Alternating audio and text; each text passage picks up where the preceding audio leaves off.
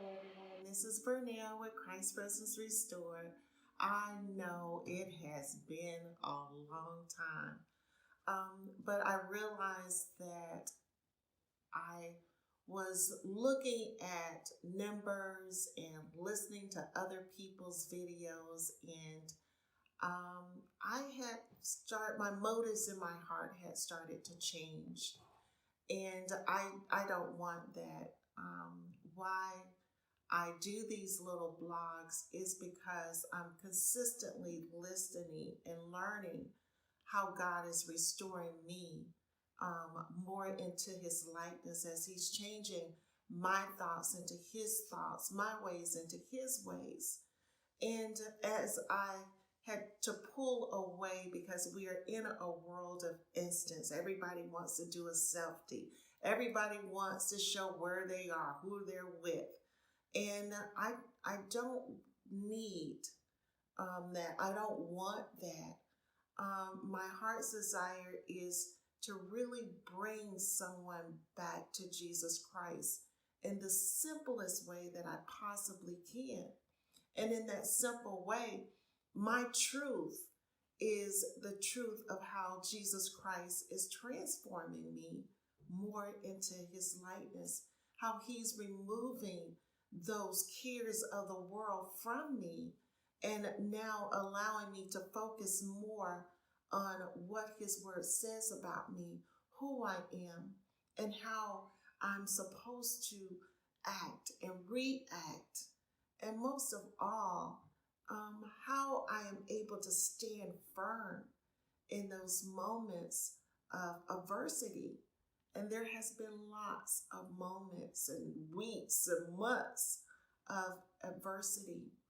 Um, I was going to speak this morning about Jesus and the blind man, but instead I got a text. I'm supposed to be meeting some of my girlfriends for lunch. You remember Karen, we did one of the videos about speaking in tongues a couple of months, about maybe 6 months ago. I have not seen her and my friend Karen in a long time. And basically because of this COVID stuff and family issues and medical issues. And I miss them. And I got the text saying that, that one of them had a family member that might be displaying symptoms of COVID. And at that point, it was just like, what should I do?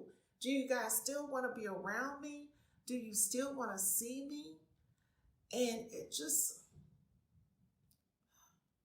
this saddens me. And you know what? I've become such a crybaby.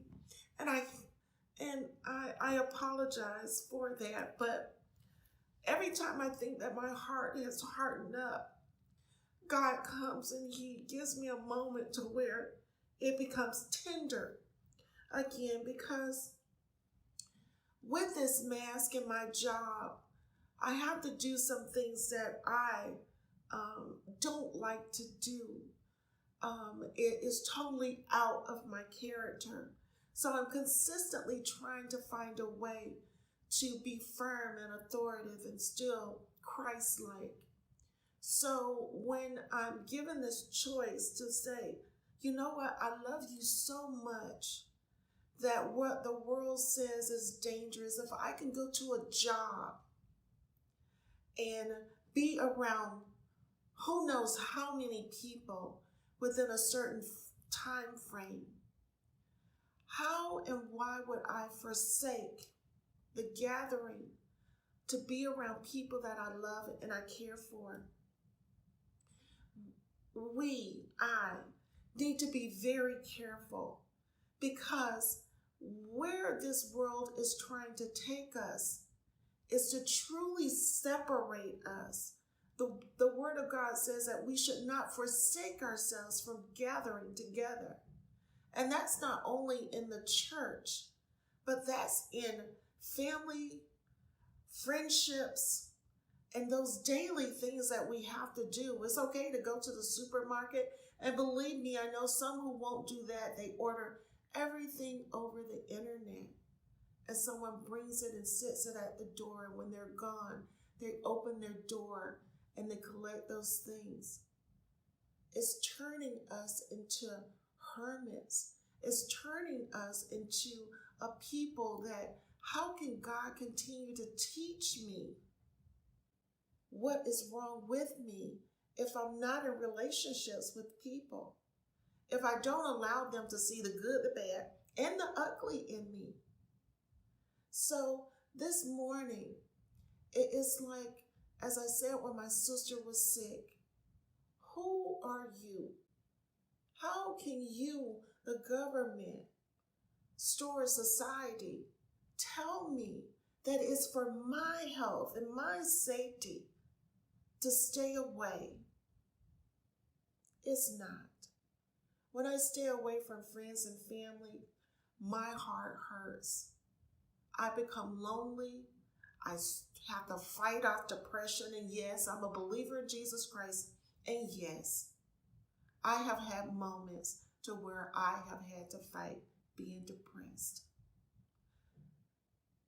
We judge so harshly, and we lead and follow so easily the standards of the world.